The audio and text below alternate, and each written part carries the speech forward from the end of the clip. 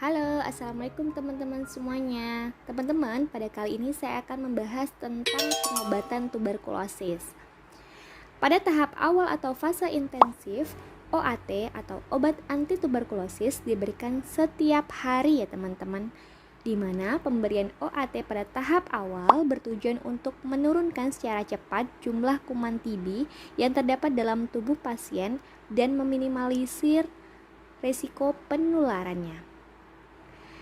Jika pada tahap awal OAT ditelan secara teratur dengan dosis yang tepat, resiko penularan umumnya sudah berkurang setelah 2 minggu pertama tahap awal pengobatan. Tahap awal juga bertujuan untuk memperkecil pengaruh sebagian kecil kuman TB yang mungkin sudah resisten terhadap OAT sejak sebelum dimulai pengobatan. Durasi pengobatan tahap awal pada pasien TB sensitif obat atau TBSO adalah 2 bulan. Pengobatan dilanjutkan dengan tahap lanjutan ya teman-teman, di mana pada pengobatan tahap lanjutan bertujuan untuk membunuh sisa kuman TB yang tidak mati pada tahap awal sehingga dapat mencegah kekambuhan. Durasi tahap lanjutan berkisar antara 4-6 bulan. Obat anti tuberkulosis atau OAT. Regimen pengobatan TBSO, paduan OAT untuk pengobatan TBSO di Indonesia adalah 2-RHZE atau 4-RH.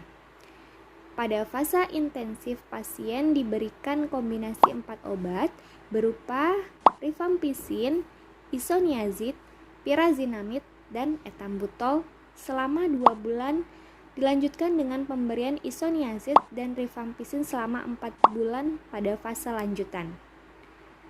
Pemberian obat fase lanjutan diberikan sebagai dosis harian sesuai dengan rekomendasi WHO.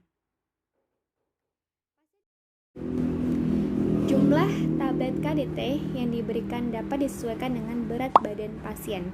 Keuntungan kombinasi dosis tetap antara lain, yang pertama adalah penatalaksanaannya sederhana dengan kesalahan pembuatan resep minimal.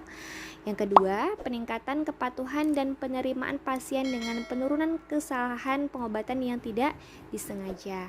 Peningkatan kepatuhan tenaga kesehatan terhadap penataalaksanaan yang benar dan standar. Yang keempat, perbaikan manajemen obat karena jenis obat lebih sedikit. Yang kelima, menurunkan resiko penyalahgunaan obat tunggal dan terjadinya resistensi obat akibat penurunan penggunaan monoterapi. Pencegahan dari TB. Salah satunya adalah menerima vaksin BCG, yang mana vaksin ini termasuk dalam daftar imunisasi wajib dan diberikan sebelum bayi berusia 2 bulan. Bagi yang belum pernah menerima vaksin BCG, dianjurkan untuk melakukan vaksin bila terdapat salah satu anggota keluarga yang menderita TBC. Selain itu juga, menggunakan masker saat berada di tempat yang ramai dan berinteraksi dengan penderita TBC, serta mencuci tangan. Kemudian, tutup mulut saat bersin, batuk, dan tertawa, menggunakan tisu untuk menutup mulut. Selain itu juga, tidak membuang dahak atau meludah sembarangan. Pastikan rumah memiliki sirkulasi udara yang baik, misalnya dengan sering membuka pintu dan jendela agar udara segar serta sinar matahari dapat masuk.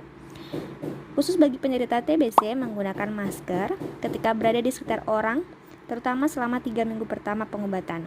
Upaya ini dapat membantu mengurangi resiko